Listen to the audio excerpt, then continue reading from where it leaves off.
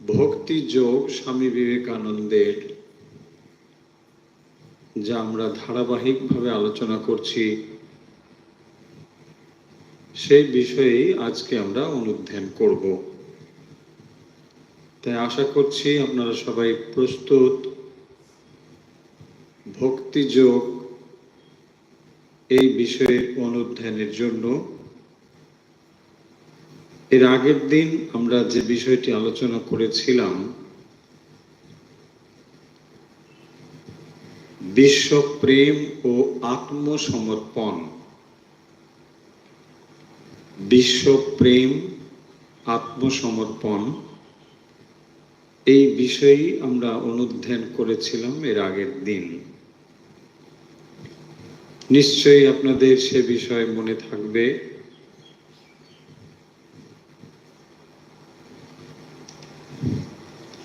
অবশ্য মনে হতে পারে এরকম যে সেদিন বলেছিলেন, সেদিন সব মনে ছিল, আজকে আর তেমন কিছু মনে নেই, তাই না?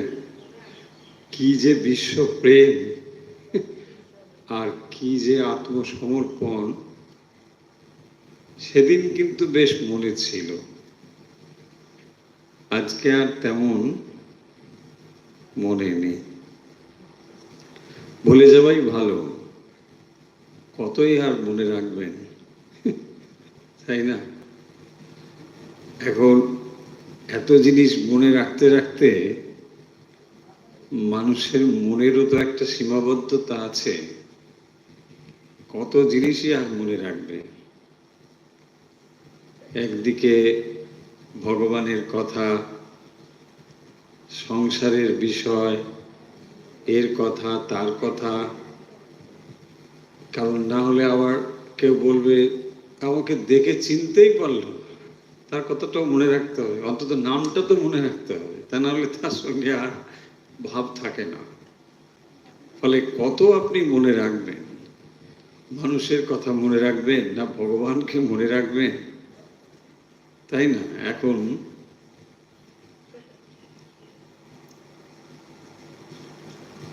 আগের দিন যা আলোচনা হয়েছিল যদি খুব সংক্ষেপে দু এক কথা একটু করে নিই তাহলে বোধহয় মনে পড়ে যেতে পারে। শুরু হয়েছিল এই বিষয়টি দিয়ে যে যেখানে আমরা এই যে বিশ্ব ব্রহ্মাণ্ড আর তার ভেতরে জীব, আমরা এই দুটির মধ্যে একটি সম্পর্ক রয়েছে এবং সেই জন্যই এই বিশ্ব প্রেম এই ব্যাপারটি এই কারণেই সম্ভব। ধরুন যদি এরকম হতো এই বিশ্বের সঙ্গে আমাদের তেমন কোনো সম্পর্ক নেই, মানে আমি সম্পর্ক বলতে মনস্তাত্ত্বিক ও আধ্যাত্মিক সম্পদের কথা বলছি, তো সেটি যদি না থাকতো তাহলে আমাদের বিশ্ব প্রেমের ধারণা খুব ফাঁকা একটা ভিত্তির উপর স্থাপিত হতো। আসলে যাকে আমরা ঈশ্বর বলে বলি বা যাকে আমরা বিশ্ব মন বলে বলি, এই সবই হচ্ছে আমাদের মনের একটি সমষ্টিভূত রূপ। তাই যে ক্ষুদ্র ক্ষুদ্র মন আমরা অনুভব করি তারই সমষ্টিগত রূপকেই আমরা বলি ঈশ্বর। তাহলে ঈশ্বর হচ্ছেন সমস্ত ভালোবাসার সমষ্টি, আর মানুষ হচ্ছে সেই ভালোবাসার একটি ছোট ছোট একক বা ইউনিট, যাকে আমরা বলি ব্যষ্টি। তাহলে এই ব্যষ্টি এবং সমষ্টি এর সঙ্গে একটি সম্পর্ক রয়েছে, সেইটি স্বামীজি প্রথমে দেখিয়ে দিচ্ছেন যে ভগবানকে ভালোবাসলেই এই জগতের ক্ষুদ্র ক্ষুদ্র যে একক বা জীব প্রাণী তাদের প্রতি ভালোবাসা সম্ভব। সেই জন্যই স্বামীজি বলছেন যে সমস্ত ভালোবাসার যিনি কেন্দ্রে রয়েছেন সেই ঈশ্বরকেই ভালোবাসতে হবে, কারণ ঈশ্বর হচ্ছেন সমুদয় প্রেমের সমষ্টি স্বরূপ। সমস্ত ভালোবাসার কেন্দ্রীভূত রূপই হচ্ছেন ঈশ্বর। তাই সমষ্টিকে ভালোবাসলে সমুদয় জগৎকেই ভালোবাসা হলো। এই কথার ভেতর দিয়ে যেটি মূল বিষয় বা কথা, সর্বভূতে প্রেম তখনই সম্ভব যদি আমরা ঈশ্বরকে ভালোবাসতে পারি। তাহলে মানবিক যে সম্পর্ক, একটি মানুষ আর একটি মানুষকে ভালোবাসে, সামাজিক নানা সম্পর্কের সঙ্গে যুক্ত হয়, এই সমস্তগুলো একটি মূল সমষ্টি ভালোবাসার সঙ্গে যুক্ত হয়ে রয়েছে। সেইটি হচ্ছে ঈশ্বরীয় প্রেম। তাই এই ঈশ্বরীয় প্রেম এলে পরে তখন সর্বভূতে ভালোবাসা আসা সম্ভব। তা না হলে আপনি বলবেন, তা না হলে কি ভালোবাসা হয় না? হয়, সেটি কেবল জাগতিক স্তরেই সীমাবদ্ধ থাকে, তাকে ঈশ্বরীয় ভালোবাসা বলে না। একমাত্র এই ভালোবাসাই ডিভাইন লাভ হতে পারে যদি আমরা ঈশ্বরকে ভালোবাসতে পারি। তাহলে ঈশ্বরকে ভালো না বেসে যাকে আমরা ভালোবাসা বলে বলি, সেটি বাস্তবিক ভালোবাসা নয়। এই হচ্ছে মূল বিষয়। সেই জন্য বিশ্ব প্রেম তখনই সম্ভব, সর্বভূতে ভালোবাসা তখনই সম্ভব যদি ভগবানকে আমরা ভালোবাসতে পারি। এই সমস্ত বিষয়ের আগের দিন আলোচনা করা হয়েছিল, তো আশা করি আপনাদের মনে থাকবে। এখন আমরা এর পরের অংশে আজ আলোচনা নিয়ে যাব, যেখানে স্বামীজি এই প্রসঙ্গটি নিয়ে গিয়েছেন এইভাবে যে জীবনকে সর্বভূতের সেবায় নিযুক্ত করা। শ্রেষ্ঠ জীবন হচ্ছে সেই জীবন যে সর্বভূতে সেবায় নিজেকে নিয়োজিত করে।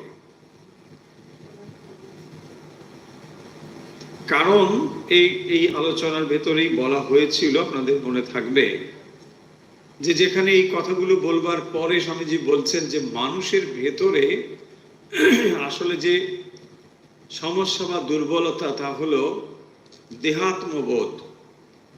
এই শরীরটিকে আমি বলে বোধ, এই বোধ আমাদের মনের গভীরে প্রথিত রয়েছে। ফলে এর থেকে আমরা বেরোবো কি করে? যদি এই দেহটাকেই আমরা আমি বলে ভাবি এবং এটি আমাদের সমস্ত ভ্রান্তির মূল, তাহলে এখান থেকে বেরোতে গেলে বা দেহাত্মবোধ থেকে বিচ্যুত হতে গেলে, তাই স্বামীজি বলছেন যেটি সব থেকে বড় জরুরি, তা হলো সর্বভূতে সেবার ভাব। সবার প্রতি যদি আপনি সেবার ভাব নিয়ে আসতে পারেন, এই সেবা করতে করতে নিজের ভেতরের যে আমি, সেই ক্ষুদ্র আমির বোধ থেকে আমরা বেরোতে পারি বা দেহাত্ম বোধ থেকে আমরা বেরোতে পারি। তাই দেহাত্ম বোধ থেকে বেরোনোর জন্য স্বামীজি বলছেন জীবনকে সর্বভূতের সেবায় নিযুক্ত করতে হবে। সবার জন্যে সেবা, আমি সেবক, সকলের সেবা করছি। ভয়ানক দেহবুদ্ধি জগতে সর্বপ্রকার স্বার্থপরতার মূল। তাহলে সেবা করলে কি হয়? স্বার্থপরতা যায়। স্বার্থপরতা কি? কেবল নিজে ছাড়া আর কারোর কথা না ভাবা, এই হচ্ছে স্বার্থপরতা। অথচ দেখুন, যাকে আপনি এই জগতের মধ্যে থেকে বড় হয়েছেন, যেভাবে এই সংসার থেকেই সব নিয়েছেন, সব সংসার থেকে নিয়ে বড় হয়ে এখন আপনি ভাবছেন এগুলো সব আমার, তাই না? মানুষ তো তাই করে। এই সংসার থেকেই সে শিক্ষা নিয়েছে, স্বাস্থ্য, সব কিছু এখান থেকেই নিয়েছে। এখন অফিসে গিয়ে যে কটা টাকা পায়, এটা হলো আমার, তাই না? এখান থেকেই আমার শুরু হলো। হ্যাঁ, আমার তো বটে, ব্যাস এই আমার। দেখুন কি অবস্থা।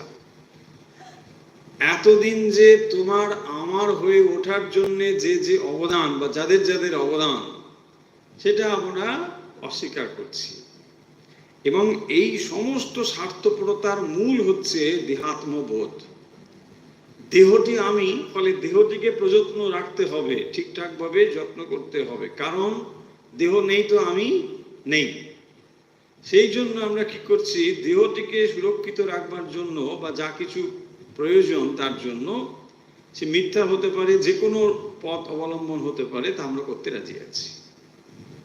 এটাকেই বলছেন যে দেহাত্ম বুদ্ধি জগতে সর্বপ্রকার স্বার্থপরতার মূল। স্বার্থপরতার মূল, এখানেই মানুষ স্বার্থপর হয়ে যাবে। একটা জায়গায় গিয়ে দেখলাম একটা কিছু আছে আর একটা কিছু আছে, বলছে না, ও আসার আগে আমি ওটাকে নিয়ে নিই। কেন? ও যদি নিয়ে নেয় তাহলে কি হবে? তার আগে আমি একবার ওদিকে তাকালাম, একবার ওদিকে তাকালাম, টুক করে পড়ে। কারণ এটা আমার হবে, আমার হলে আমি এটা নিয়ে থাকবো, তাই না?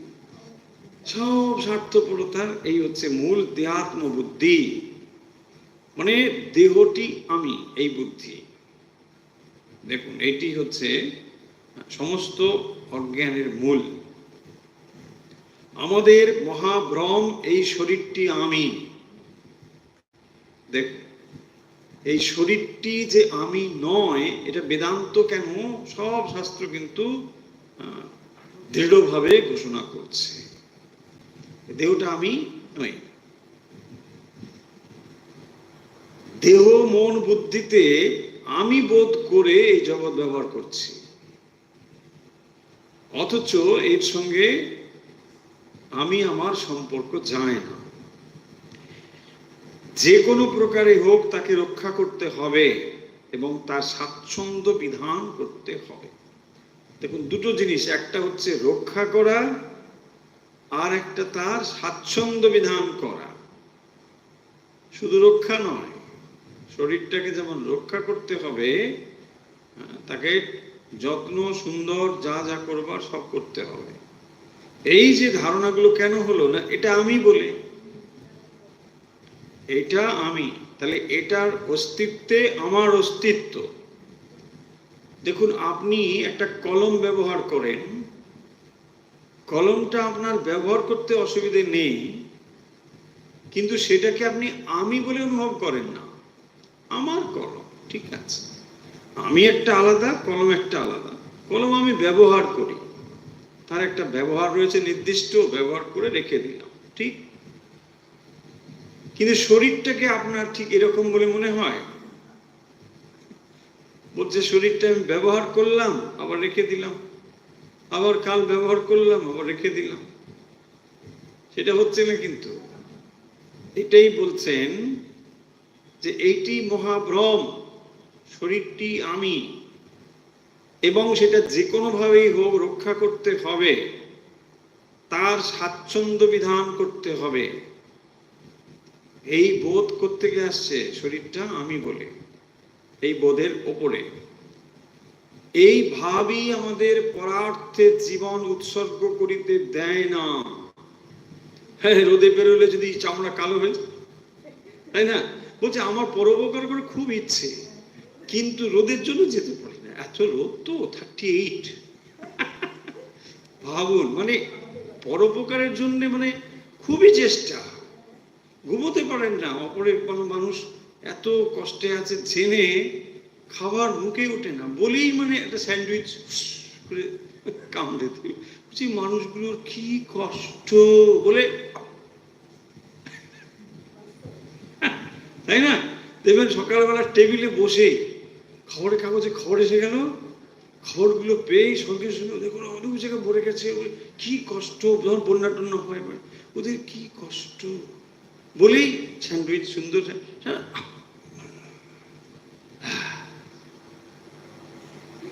এগুলোকে বলে দুঃখ বিলাস।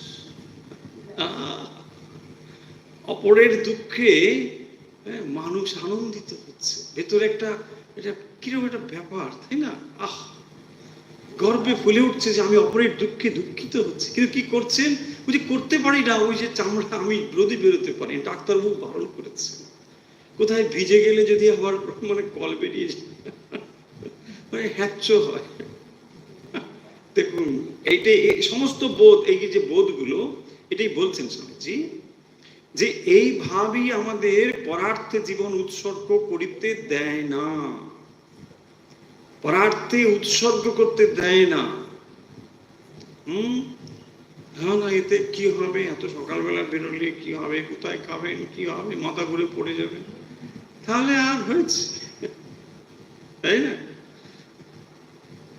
যদি নিশ্চিত ভাবে জানো যে তুমি শরীর হইতে সম্পূর্ণ পৃথক, তবে এই জগতে এমন কিছুই নাই যাহার সহিত তোমার বিরোধ উপস্থিত হইবে। লাইনগুলো দেখুন কি পাওয়ারফুল কথা, যে যদি নিশ্চিতভাবে জানো তুমি শরীর হইতে সম্পূর্ণ পৃথক, এবং এটাই সত্য, আপনি বুঝুন অথবা না বুঝুন, দেহটা আপনি ব্যবহার করছেন যন্ত্রের মতো। যারা দেহাত্ম বুদ্ধি থেকে বাইরে আসতে পেরেছে, একে যারা জয় করতে পেরেছে, তারা দেহের মধ্যে থেকেও দেহাত্মবোধ করেন না। দেহে থাকেন, শরীরেই আছেন, এমন নয় যে তারা শরীর ছেড়ে দিয়েছেন, তা না, দেহেই আছেন, কিন্তু তারা 16 আনা জানেন যে এই দেহটি আমি নই। দেখুন এই অবস্থা, সেই অবস্থা প্রাপ্ত হলে মানুষ তখন আর এই দেহের জন্য চিন্তা করে না। তা না হলে সর্বদাই কপটতা, স্বার্থপরতা, লোভ, হিংসা, অপরকে মেরে নিজেকে বড় হওয়া, এই সবগুলো স্বার্থপরতা এখান থেকেই আসছে। পেটে থাকে, ও কেন বেশি পেয়ে যাবে, ও ধরো আমি বড় হব, সমস্ত বোধ এখান থেকেই হয়, দেহাত্মবোধ থেকে হয়। তখন তুমি সর্বপ্রকার স্বার্থপরতার অতীত হইয়া গেলে। কখন না তুমি শরীর থেকে পৃথক, এই জগতে এমন কিছু নাই যাহার সহিত তোমার বিরোধ উপস্থিত হইবে। যদি দেহাত্ম বুদ্ধি তোমার চলে যায়, তাহলে আর কারোর সঙ্গে তোমার কোনো বিরোধ নেই। দেখুন তাহলে দেহটাই আপনাকে এই সংসারে ডোবাচ্ছে, আমরা একবার তুলছি। কি অবস্থা চিন্তা করো। मैं तो ब्रह्म हूं जब तू ना होते बीच, তাই না? ভাবুন তাহলে, আপনি ব্রহ্মসত্তা, কিন্তু चाह चमारी चुहारी अति नीचन की नीच, मैं तो ब्रह्म हूं जब तू ना होते बीच। हाँ, चाह डिजायर, चाह चमारी चुहारी अति नीचन की नीच, है ना? मैं तो ब्रह्म हूं, এইখানে নাকানি চুবানি খাও, আর যখন একটু উঠছে, কি ভালো, আমি জিতে গেছি, তাই না? দেখুন এই তো হয়, ও পেল না চাকরিটা, আমি পেয়ে গেছি, I am successful. Yes, what success, দাঁড়াও আসছে, তাই না? দেখুন এই তো চলছে, মানে সকলেই নির্বোধ, নির্বোধের আবার ফার্স্ট ক্লাস, সেকেন্ড ক্লাস, তাই না? সকলেই আমরা নাকানি চুবানি খাচ্ছি, তার মধ্যে আবার ভিক্টরি বক্স, আমি প্রথম শ্রেণীর নাকানি চুবানি খাই, আমাকে প্রাইজ দাও। বদ্ধ, সকলেই বদ্ধ। মানে আমাদের অবস্থা দেখে যারা মুক্ত পুরুষ, তারা হাসাহাসি করবে আমাদের আচরণ দেখে, বলছি এরা করে কি, তাই না? দেখুন কেউ যদি একটা মালা পরিয়ে দেয়, হ্যাঁ দেখলো না সবাই, দেখলো কি সুন্দর, কেউ দেখলো না রে আমি কত হচ্ছে কি না বাবু, কি অবস্থা, মাটিতে পা পড়ে না। আর যদি দুটো চারটে মালা পর পর পড়ে তাহলে আর উপায় নেই, তাই না? আমি কে দেখো, পুরি বাপরে, তাকে আর কথা বলতে পারবেন না, অ্যাপয়েন্টমেন্ট ছাড়া কথা হবে। মহান পুরুষ তিনি। ভাবুন আমাদের অবস্থাটা কোথায়। এই সমস্ত কিছুর মূল হচ্ছে দেহাত্মবুদ্ধি।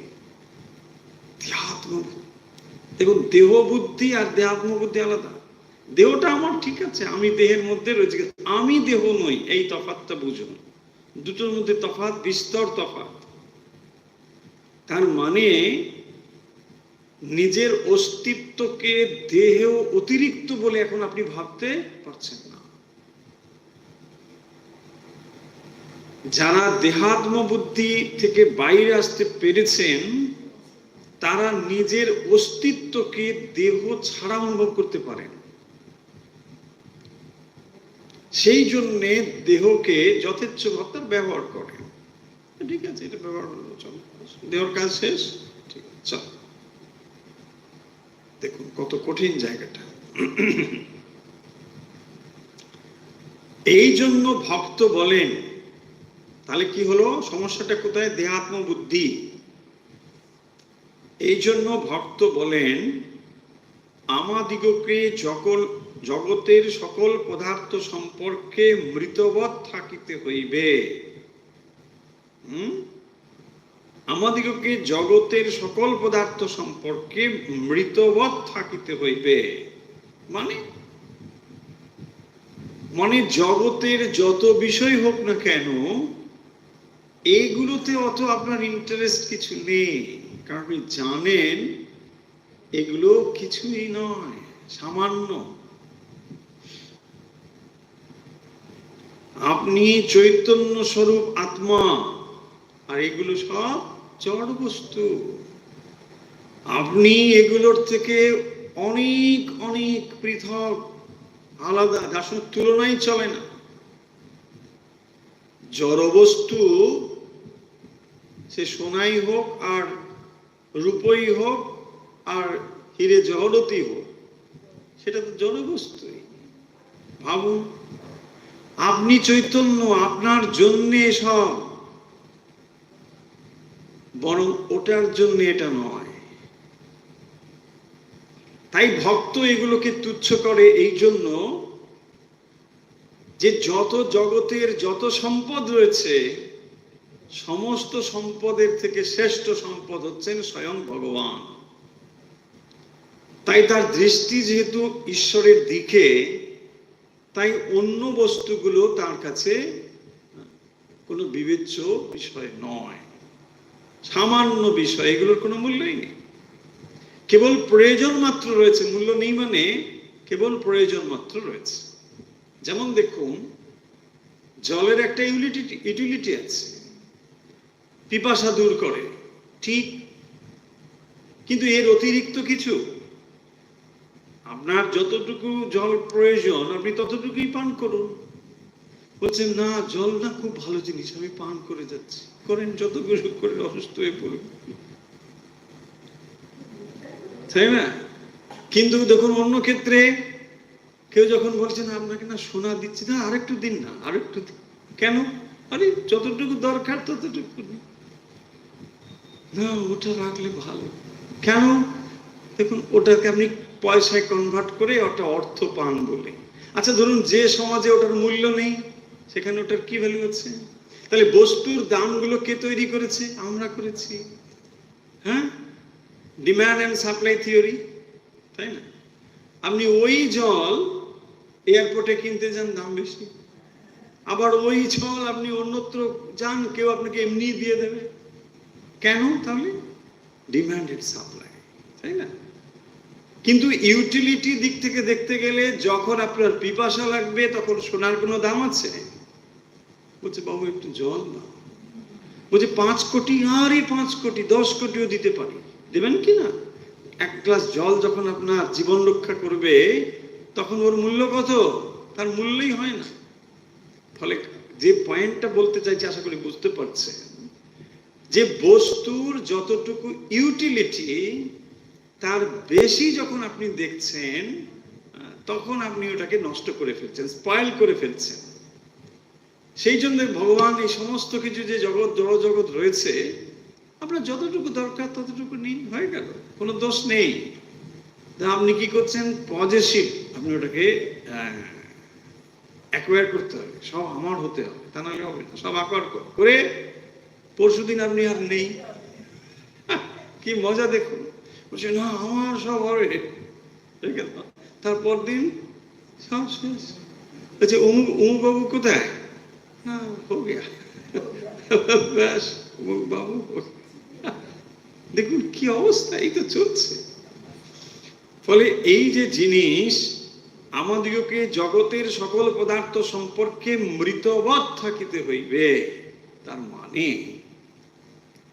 ভক্তের এই বোধটুকু থাকতে হবে যে তিনি যে ঈশ্বরের দিকে অগ্রসর হচ্ছেন, সেই ঈশ্বর এই জগতের যত বস্তু রয়েছে, একদিকে সমস্ত বস্তু, আর একদিকে কেবল ঈশ্বর। ভক্ত এই সমস্ত কিছুকে ত্যাগ করে কেবল ঈশ্বরের দিকে যাচ্ছেন, এই বলে যে এগুলোর সঙ্গে তার তুলনাই হয় না।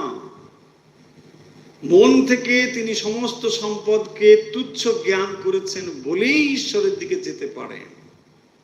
ভাবুন, মন থেকে অন্তত তাকে এটা বিচার করে বুঝতে হবে, তা না হলে কিছুতেই তার মন ঈশ্বরে স্থিত হতে পারে না, হবেই না, সারেন্ডার হবে না। বরং কি প্রার্থনা করবে? ভগবান তুমি এইটা জুটিয়ে দাও, ওইটা জুটিয়ে দাও, ওর সঙ্গে এই করে দাও, তার সঙ্গে ওই করে দাও, তাকে এটা পেতে দাও, এই করবে। ওই তার মানে বোধ হয়নি যে তিনি এগুলো সমস্ত কিছুর থেকে অনেক অনেক সুপিরিয়র। সম্পদ তব শ্রীপদ। তো সমস্ত সম্পদ, জাগতিক যা কিছু, এর থেকে যে তিনি অনেক অনেক বেশি মূল্যবান, এই বোধটা তো আপনার থাকতে হবে। আর যদি না থাকে তাহলে কি হবে? সবসময় তাহলে ভগবান তুমি আমার 10 কোটি পাইয়ে দাও, তুমি আমার লটারি জিতিয়ে দাও। কারণ লটারি ইজ মোর ভ্যালুয়েবল। ভগবান তোমাকে চাই না, আমি লটারি চাই। দেখুন এটা আসবে কি না, এটাই বলছে। এবং ইহাই বাস্তবিক আত্মসমর্পণ, শরণাগতি। শরণাগতি আপনার তখনই আসবে যখন তাকে সর্বোচ্চ স্থান দিতে পারবেন, তা নাহলে হবে না তো, তাই না? ভগবানকে যদি জীবনে সর্বোচ্চ স্থান দিতে পারেন, তখনই শরণাগতি আসবে। কারণ আমি জানি তোমাকে পেলে এসব জিনিসের কোনো মূল্য আর নেই। কারণ দেখুন, ভগবান হচ্ছেন কি? যার একটি চোখ সূর্য, একটি চোখ চন্দ্র। তাহলে এত সম্পদের যিনি অধিকারী, আপনার কোনো সম্পদের মানে কম পড়বে? আপনি যদি ভগবানকে প্রাপ্ত হন, তাহলে এসব তুচ্ছ হয়ে যাবে।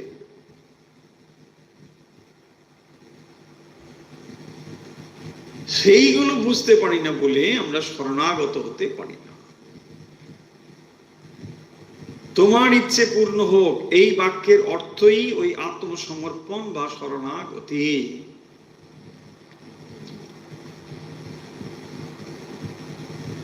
তোমার ইচ্ছে পূর্ণ হোক, আমি আর এটা চাই ওটা চাই এসব কিছু না।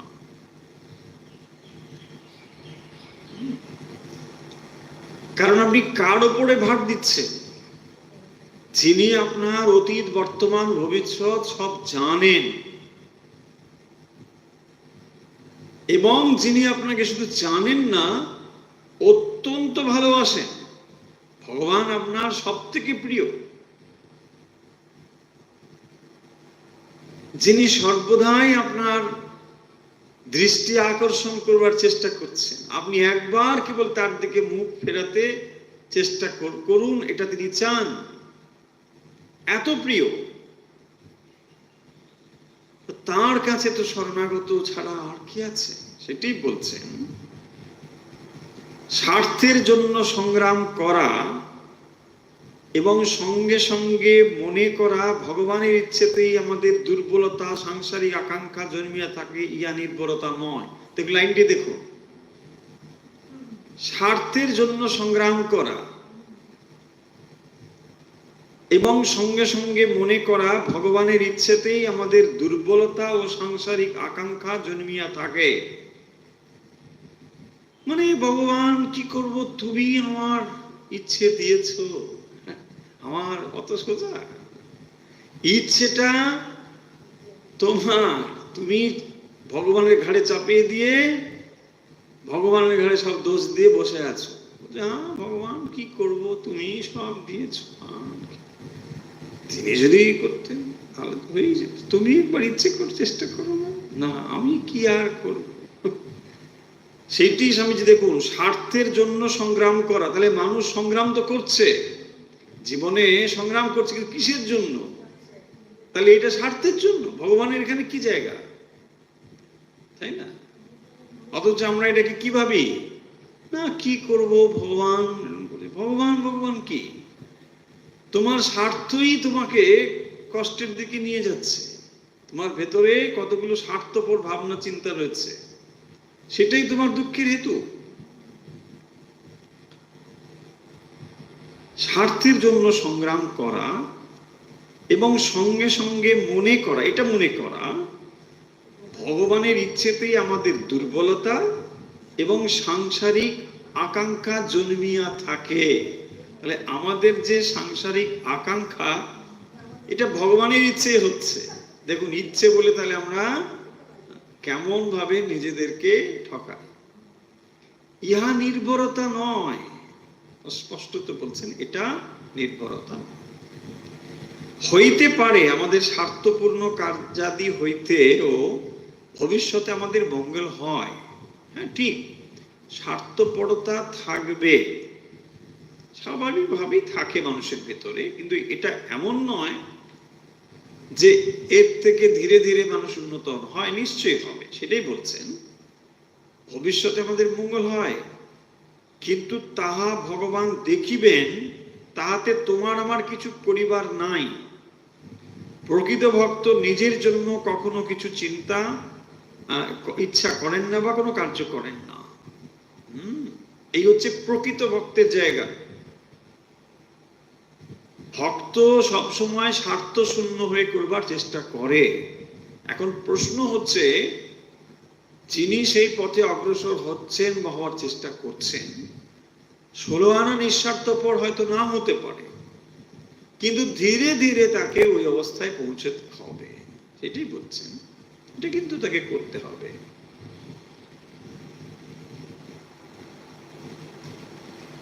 কারণ মানুষ দেখবেন যেহেতু স্বার্থপর, সেই জন্য অধিকাংশ ক্ষেত্রেই যখন ইচ্ছে পূরণ হয়, ভগবান তুমি কি ভালো, তাই না? হ্যাঁ সবসময় ওখানে না, আমি দাঁড়িয়েছিলাম, হঠাৎ একটা বাস এসে গেল, জানেন কেন? কি আমার ঠিক প্রার্থনা শুনতে পেরেছিল, কি শুনতে পায়। ওই যে বলছিলেন না আপনি ক্লাসে, ভগবান সব প্রার্থনা শোনেন, হাতে হাতে প্রমাণ পেয়ে গেলাম। ওই মোড়ের মাথায় দাঁড়ালাম, একটা বাস এসে গেলাম, হ্যাঁ বললাম বাবা এত ভালো, কি ভালো। কালকে যখন দেখবেন ওখানে ডাকাত একটা এসে মারবে ছুরি, তখন ভালো ভালো মনে হবে তো, ভগবান কি ভালো, এটা ডাকাত এসে মারলো, ছুরি তুলে নিয়ে গেল, এত ভালো, কি করে ভগবান এত ভালো হতে পারে, এটা বলতে পারবেন তো? কেন? অত সোজা নয়, অত সোজা নয়। স্বার্থপর, স্বার্থ শূন্য হওয়া অত সোজা? ওই কথা কি ভগবান শুনে নিয়েছে, কেন? ওটা আপনার ফেভারে গেছে বলে। যেই ওটা উল্টো দিকে যাবে, আমি জানি ভগবান নেই, জানেন তো, নেই, অনেক দেখেছি, কত ডাকলো, থাকলে তো নেই। মানুষের একদিনে মানে হ্যাঁ কে না হতে, না কে হতে 5 মিনিট সময় লাগে না। কারণ কি? স্বার্থ, আর কিছুই না। স্বার্থে একটু আঘাত লাগলেই সব শেষ। সেই জন্যে অনেক সময় মজা করে আমার এরকম ভাবতে ভালো লাগে যে দেখুন, ভগবান তো সমস্ত কিছুর হেতু। মানুষ তাকে চোখের সামনে দেখতে পায় না, দেখতে পায় না বলে তাকে এত শ্রদ্ধা করে, ভক্তি করে। যদি সত্যি তাকে মানুষ বলে চোখের সামনে দেখতে পেত, শ্রদ্ধা করতে পারতো কিনা সন্দেহ আছে। কারণ যেরকম ভাবে স্বার্থপর না, একটু স্বার্থে লাগলেই মানে ভগবানকেই মেরে দেবে, হয়তো থাপ্পড় দিয়ে দিতে পারে। কারণ তিনি তো সবকিছুর হেতু, কারণ, তাই না? তুমি বসে বসে এখানে সন্দেশ খাবে, দাঁড়াও তোমার সন্দেশ খাবার দেখাচ্ছি, তাই না? হাতের কাছে পায় না, এই পেটে কি হতো আমরা জানি না, কিছু একটা হয়েছে। হ্যাঁ, মায়ে পয়ে লড়াই হবে, মা হারে কি ছেলে হারে।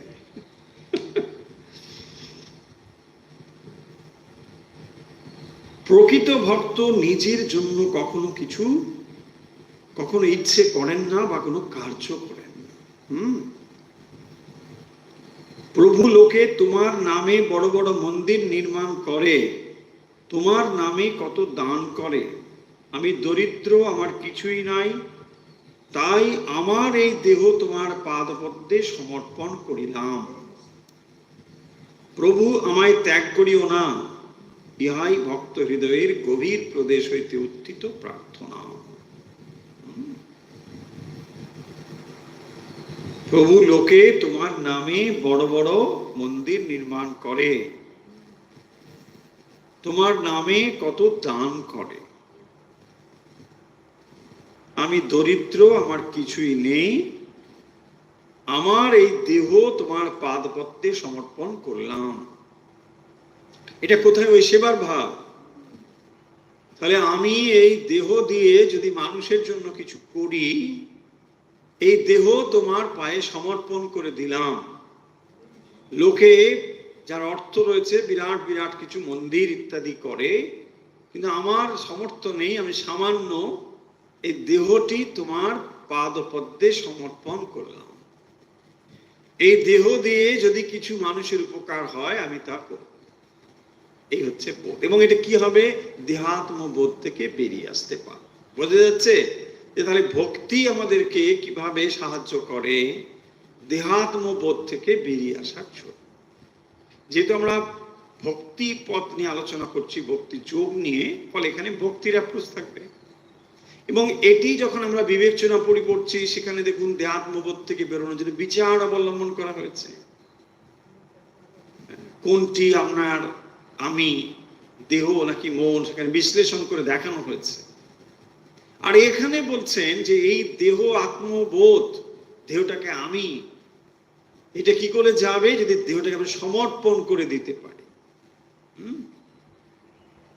সম্পূর্ণভাবে সমর্পণ করে দেওয়া। সমর্পণ করে দিলে কার হয়? যাকে সমর্পণ করা হয় তার হয়ে যায়। বাস, যদি আপনি ঠিক ঠিক দেন, তাহলে ব্যাস যাকে দিলেন তার হলো, তাই না? তা নাহলে হবে? দেওয়া হবে না। সমর্পণ হয়েছে কিনা কি করে বুঝবেন? আর কোনো পজিটিভনেস থাকবে না, কোনো আলাদা করে ডিজায়ার থাকবে না দেহটা নিয়ে। অন্তত ঠিক আছে, চলো, দেওয়া হয়ে গেছে মানে দেওয়া হয়ে গেছে। একবার যখন অফার হয়ে গেছে, অফার হয়ে গেছে, দ্যাটস অল। হ্যাঁ, এই ভাবটাই হচ্ছে ভক্তের ভাব। দিয়ে দিয়েছে, সমর্পণ করে দিয়েছে। মীরাবাই ছোটবেলায় রাস্তা দিয়ে যাচ্ছেন, সব বিয়ে করে যাচ্ছে, বিয়ের দল, মানে বরযাত্রী। তো তার বাবাকে গিয়ে বলছেন, বাবা বাবা, এই যে সব বরযাত্রী সব যাচ্ছে, সব বলছেন কি হচ্ছে না, আমার বিয়ে হচ্ছে, এসব হচ্ছে, তা আমাকে কার সঙ্গে বিয়ে দেবে তুমি? ছোট্ট বলছে, না তোমার বিয়ে হবে হবে। বলছে, না আমার বিয়ে হয়ে গেছে। কি হয়ে গেছে? না গিরিধারীর সঙ্গে আমার বিয়ে হয়ে গেছে। সেই তখন থেকেই সমর্পণ করে ফেলেছে। বলছে আমার তো বিয়ে হয়ে গেছে। দেখুন, সমর্পণ তখন থেকেই তার হয়ে গেছে, ভেতরে এই সমর্পণ বোধ যে আমি ঈশ্বরের, ব্যাস। এই হচ্ছে ভক্তের। ভক্ত সম্পূর্ণভাবে ভগবানের কাছে সমর্পণ করে দেয়। যিনি একবার এই অবস্থার আস্বাদ পাইয়াছেন, তাহার নিকট প্রিয়তম প্রভুর চরণে আত্মসমর্পণ, জগতের সমুদয় ধন প্রভুত্ব, এমনকি মানুষ যতদূর মান যশ ভোগ সুখের আশা করিতে পারে, তাহা অপেক্ষাও শ্রেষ্ঠ বলিয়া প্রতীত হয়। দেখুন, এই কথাগুলো কেবল ফাঁকা ফাঁকা কথা নয়।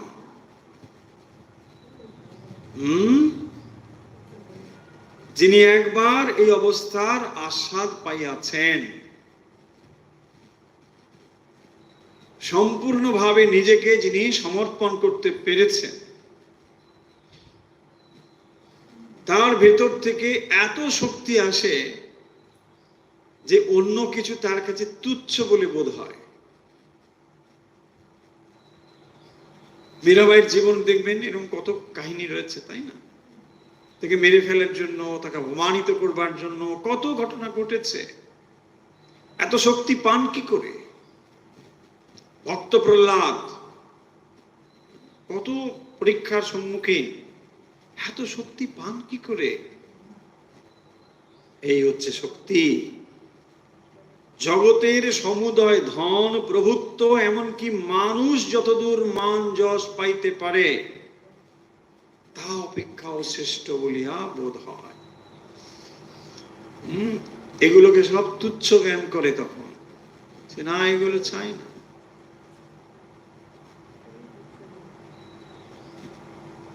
একবার যখন সেই প্রেমাস্পদের ভালোবাসা, প্রেম সে আস্বাদন করতে পারে,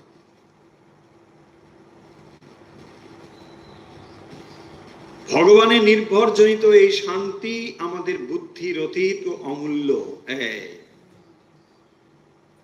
ভগবানের নির্ভরজনিত এই শান্তি আমাদের বুদ্ধির অতীত।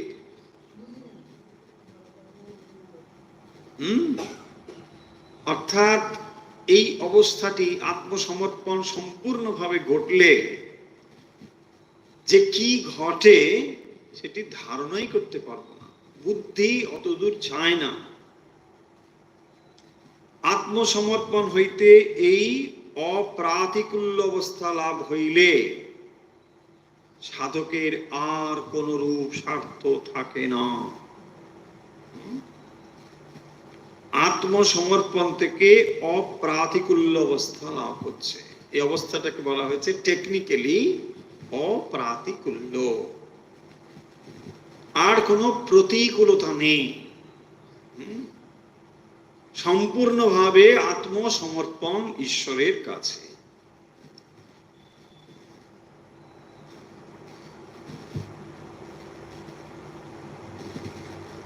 আর স্বার্থই যখন নাই, তখন আর তাহার স্বার্থহানিকর বস্তু জগতে কি থাকিতে পারে? তাই না? যখন দেখবেন স্বার্থই নেই, তখন তাকে আর কোনো দিক থেকে আপনি বাঁধতে পারবেন না। মানুষের আসল দুর্বলতার জায়গা তো স্বার্থ।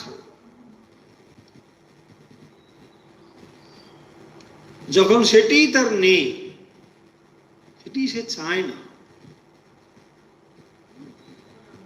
তখন তাকে আর অন্য কোনো দিক থেকে আপনি বাঁধতে পারবেন। এই পরম নির্ভরের অবস্থায় সর্বপ্রকার আসক্তি সম্পূর্ণ রূপে অন্তর্হিত হয়। কেবল এই সর্বভূতের অন্তরাত্মা আধার স্বরূপ ভগবানের প্রতি সর্বাবগাহী ভালোবাসা অবশিষ্ট থাকে। ভগবানের প্রতি আসক্তি জীবাত্মার বন্ধনের কারণ নয়, বা নিঃশেষে তাহার সর্ববন্ধন মোচন করে। তাহলে ঈশ্বর ছাড়া অন্য বস্তুর প্রতি আসক্তি বন্ধনের হেতু, ঈশ্বরের প্রতি আসক্তি মুক্তির হেতু। সর্বানুরক্তি ঈশ্বরে।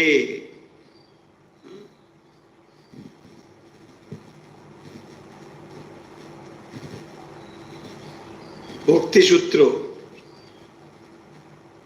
সর্বানুরক্তি ঈশ্বরে। সমস্ত অনুরক্তি বা আসক্তি ঈশ্বরের প্রতি। ঈশ্বরের প্রতি যে আসক্তি তাকে বলা হয় পরম ভক্তি। এবং এটি মুক্তির কারণ।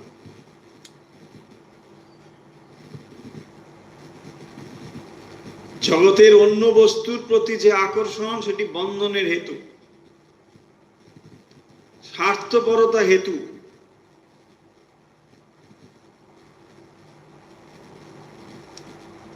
কারণ মানুষ যাকে ভালোবাসা বলে তার ভেতরে যেটি রয়েছে সেটি আত্মতৃপ্তি। আত্মতৃপ্তির বোধই হচ্ছে মানুষকে আসক্ত করে, তাই না? কাউকে ভালোবেসে আসলে সে নিজে সুখী হয়, নিজে মনে সুখ অনুভব করে। তা না হলে এই ভালোবাসাই ডিভাইন হয়ে যেত। কিন্তু এটি ডিভাইন লাভ নয়, এই জন্য এখানেও স্বার্থপরতা কাজ করে, তাই না?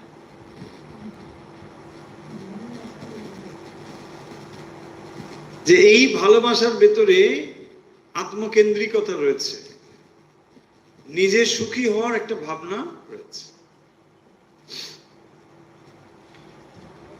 তাহলে যে বিষয়গুলো আজকে একটা নতুন বিষয় যাব ভাবছিলাম, এটা বলে এখানে যে কথাগুলো হলো সেটা মূল যে শেষের অংশ সেটা হলো দেহাত্ম বোধ থেকে মুক্তির উপায়।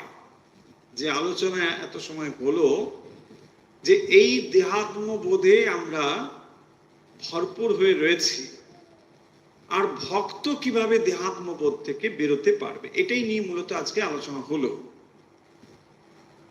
স্বামীজি বলছেন যে এই দেহাত্মবোধ থেকে আমরা বেরোতে পারি যদি সেবার ভাবটা নিয়ে আসি।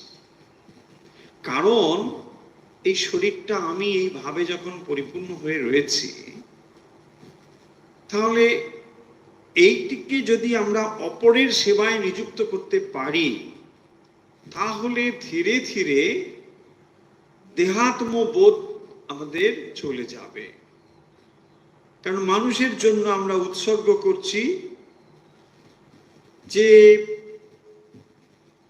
জগতের সমস্ত বস্তুর থেকে আমরা ঈশ্বরের কাছে আত্মসমর্পণ করছি, শরণাগত হচ্ছি সেবার ভাবের দ্বারা।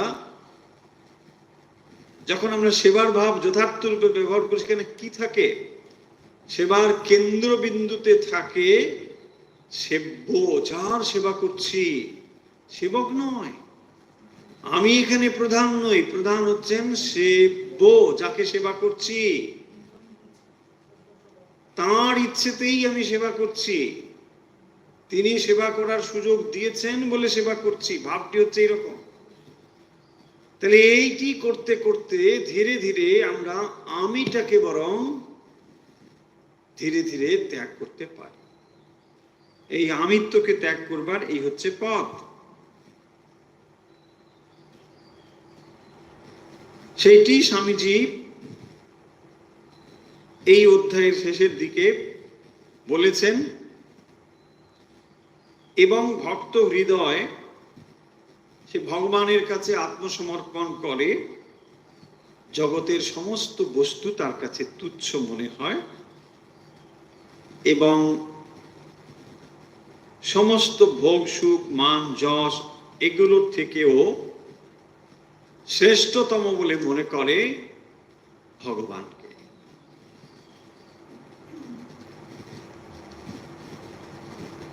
এবং এই যে আত্মসমর্পণ, আত্মবিলয়, নিজেকে উজাড় করে দেওয়া, সমর্পণ করে দেওয়া, নিজেকে সম্পূর্ণভাবে বিলয় প্রাপ্ত করে দেওয়া, নিঃশেষে প্রাণ যে করিবে দান, ক্ষয় নাই তা ক্ষয় না।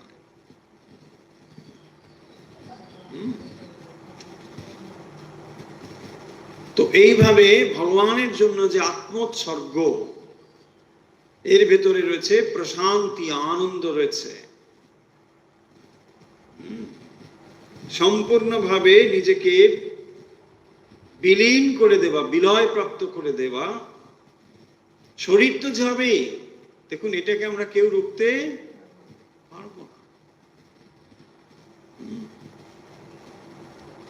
বরং শরীর যদি যাবে, ভালোভাবেই যাক, ভালো কাজেই যাক।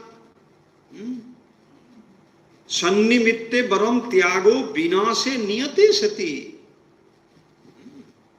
সন্নিমিত্তে পরম ত্যাগো, সন্নিমিত্তে, সৎ নিমিত্তে, নিমিত্ত মানে জন্য, ভালোর জন্য, মঙ্গলের জন্য।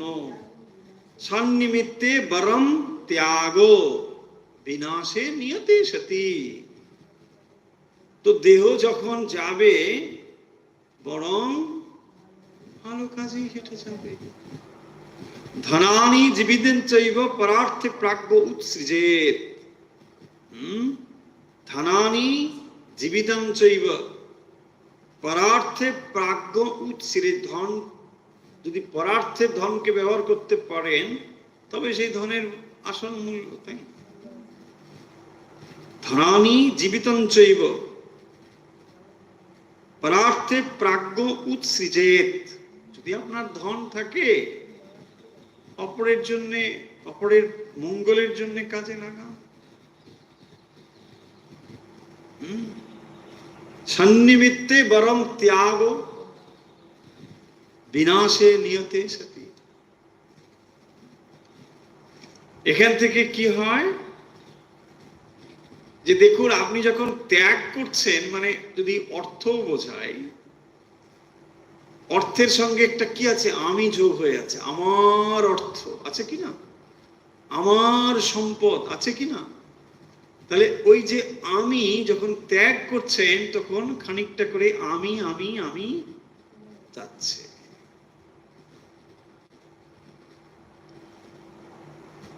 তাই দানের ভেতর দিয়ে প্রকৃত অর্থে আমরা আমিত্বকে ত্যাগ করতে পারি।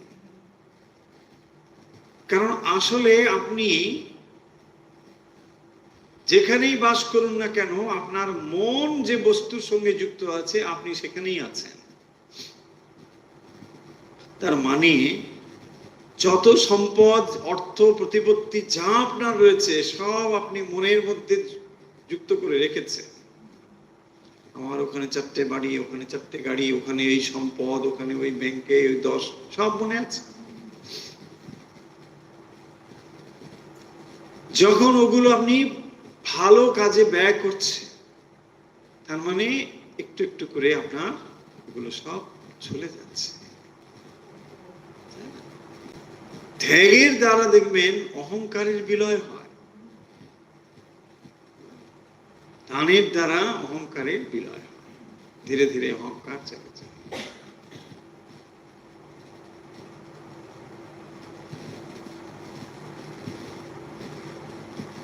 স্বামীজির জীবনে ওই ঘটনা আছে যে এক বিরাট ধনী ব্যক্তি স্বামীজির কাছে এসেছেন। স্বামীজির টেবিলে বসে আছেন।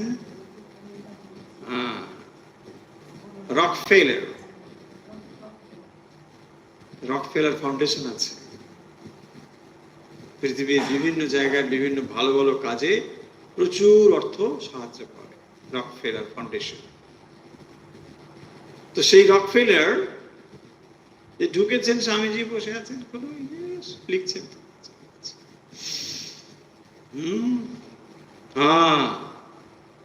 তোমার নাম, যশ, অর্থ জানবে, সব কিন্তু ঈশ্বরের। মশাই, পরের অর্থ সবাই বেশি দেখে। হ্যাঁ, রকফেলার বলছেন, মশাই পরের অর্থ তো, তাই একটু বেশি দেখছেন আপনি। বলছেন না যে তোমার অর্থ, তোমার এসব রয়েছে, এগুলো সব ভগবানের জানবে, সব তোমার কাছে গচ্ছিত রয়েছে। একটু প্রথমটা একটু অহংকারে ধাক্কা লেগেছে। বলেন কি, সন্ন্যাসী আবার, তাই না? যদি মিলিয়নার হতো ঠিক আছে, মিলিয়নার, সন্ন্যাসী, সন্ন্যাসী আবার এই ধরনের কথা বললে একটু মানুষ কেন সহ্য করবে? হ্যাঁ, পরের অর্থ আপনি একটু বেশি দেখেন। বলছে না না না, তা নয়, আর এগুলো তোমার থাকবে না। হ্যাঁ, বলেন কি, তিনি কোনোদিনই তার আগে 1 পয়সাও দান করেননি কোথাও, জানেন? হ্যাঁ, কোথাও দান করেননি। এত এরকম মানে সাংঘাতিক কৃপণ ধরনের, কিন্তু প্রচুর অর্থবান ধনী মানুষ। তারপরে বলছে না, কিন্তু এ ধন তোমার মানুষের জন্যই ব্যয়িত হবে, ভগবান এখানে রেখেছেন গচ্ছিত করে। স্বামীজি এইসব ভবিষ্যৎ বলে দিলেন। উনি কি বুঝলেন? খুব একটা ভালো কিছু না, ওরা চলে গেলেন গটগট করে। পরে কিছুদিন পরে এটা খবরের কাগজের কাটিং নিয়ে এসছে, যে দেখুন এই যে টেবিলে ফেলে, দেখুন এই যে আপনি বলেছিলেন, দেখুন মানুষের জন্য এই হচ্ছে আমি কন্ট্রিবিউট করেছি, আপনার ধন্যবাদ দেওয়া উচিত। স্বামীজি বলছে ধন্যবাদ তো তোমার আমাকে দেওয়া উচিত, কারণ আমি তো আগেই বলেছি যে তুমি এটা করবে। দেখুন এইখান থেকে তার শুরু হলো সেবা কাজ। দেখুন কিভাবে তার পরিবর্তন হয়ে গেল ভেতরে। স্বামীজির বাতাবরণটাই ছিল এরকম, তার ব্যক্তিত্বের প্রভাবই ছিল এরকম। তার সান্নিধ্যে এলে পরে মানুষের ভেতরে এত পরিবর্তন হয়ে যেত, কিছু বলারই দরকার হতো, একটা ডিভাইন অ্যাটমসফিয়ার তৈরি হতো। স্বামী বিবেকানন্দ ভেতরে লেখা রয়েছে, এগুলো একদম স্বামীজির জীবনীতে রয়েছে। রকফেলার বিশাল ব্যাপার, সারা পৃথিবীতে প্রচুর প্রচুর অর্থ সাহায্য করে। শুরুটা হয়েছিল এখানে এইভাবে, মানব কল্যাণের জন্য তিনি প্রচুর অর্থ দান করেছেন। সেটি কাগজে খবর বেরিয়েছে, ওইটি নিয়ে এসে স্বামীজিকে দেখাচ্ছে। হ্যাঁ দেখুন, আপনি বলছিলেন তো, এই দেখুন ধন্যবাদ দিন। বলছে ধন্যবাদ তুমি আমাকে দাও। কি অবস্থা! তাহলে কি হয় দেখুন, এই অর্থের ভেতরেও আমিটা যুক্ত হয়ে আছে না, আমি আমি আমি আমি তো। ফলে এই সব কিছু আস্তে আস্তে চলে যায়, তখন তার আমিটা একটু একটু ক্ষয় হয়। কারণ আমির ঢিবি আমাদের এমন করে রেখেছে, ভগবান থেকে ব্যবধান তৈরি করেছে, আর সেই ব্যবধানই আমাকে ঈশ্বরের সঙ্গে এক হতে দেয় না।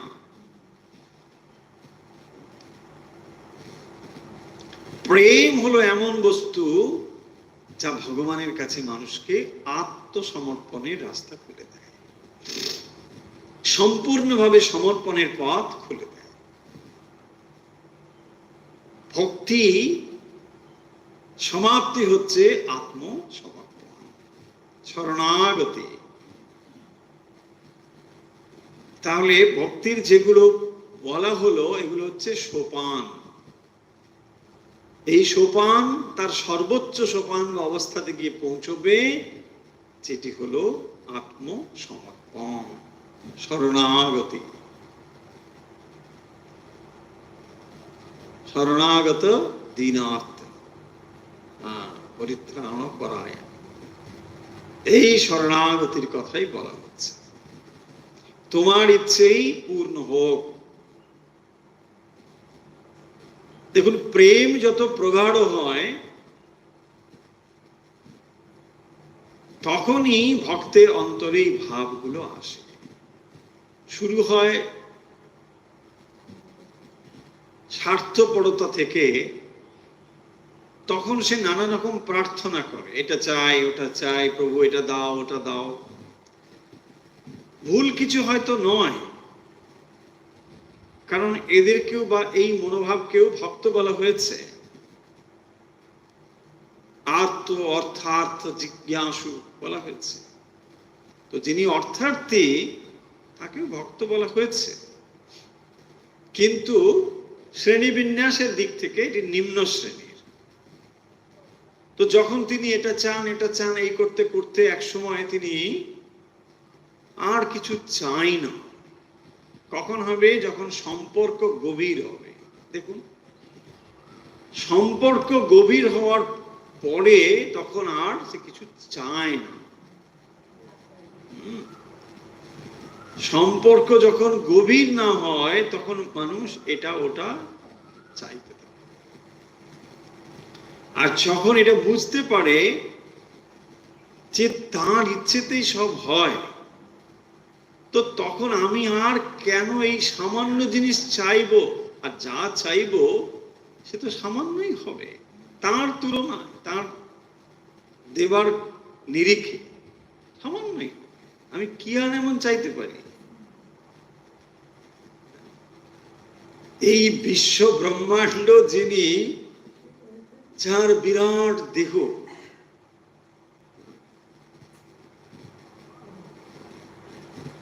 স্বর্গ হচ্ছে যার বক্ষস্থল, ভাবুন তো সেই মহান ব্যক্তিত্বময় পুরুষ কত বিশাল, তার কাছে আমি কি সামান্য চাইবো? ওটাকেই শ্রীরামকৃষ্ণ বলছেন রাজার সঙ্গে পরিচয় হলে কি লাউ কুমড়ো চাইবে?